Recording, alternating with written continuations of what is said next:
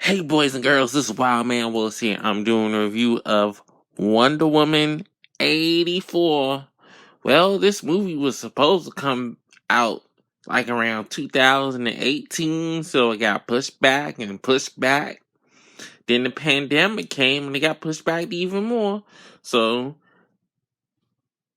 WB and AT&T decided they got this new app, HBO Max. We want more people to watch it, so let's put Wonder Woman on there for free for those who already own it.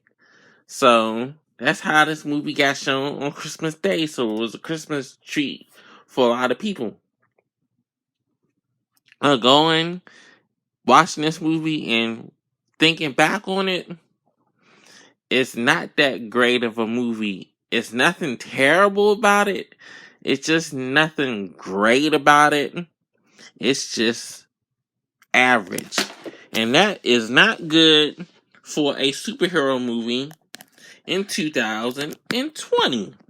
Especially coming off the heels of such a great superhero movie as the original Wonder Woman a couple of years ago.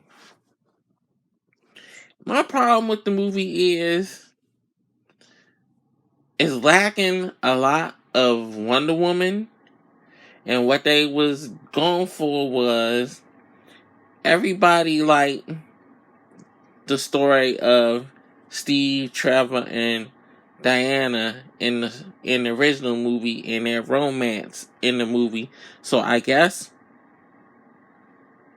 that's what got stuck in Patty Jenkins's head the most. So she decided to stretch that storyline out even more in this one, even though we know Steve got killed in the first movie. But I'm not going to tell you how he comes back, but it's kind of wonky.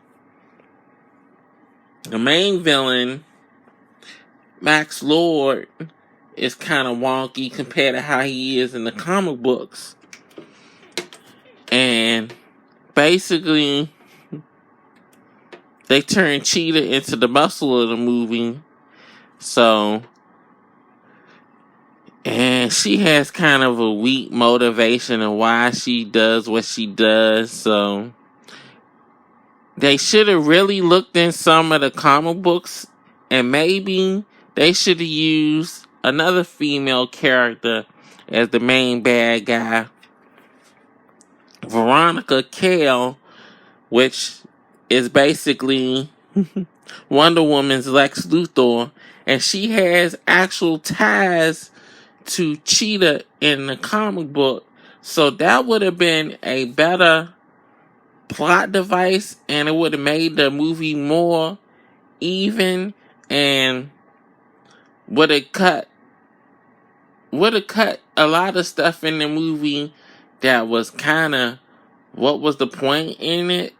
So that's what they should have did with the movie. It would have came out to be a much better movie.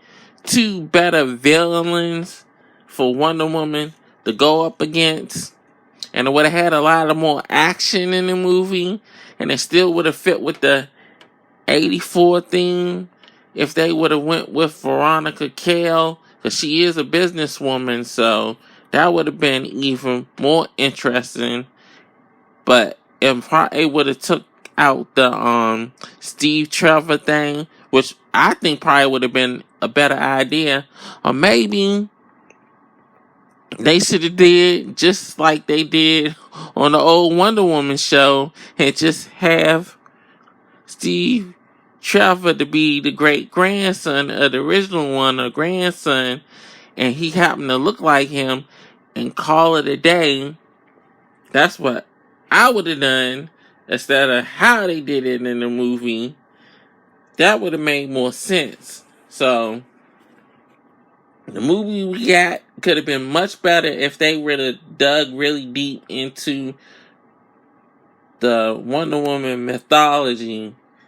So that's where they messed up with. So maybe it's another version of this movie somewhere that they wrote that was probably better. But I think Patty Jenkins got into a little bit too much of the romance and not what was everybody was liking in the first movie. A lot of action, because it is almost like an hour between actually seeing Wonder Woman doing stuff in the movie as Wonder Woman, more so Diana walking around most of the movie. So if you got HBO Max, watch it and see how you feel.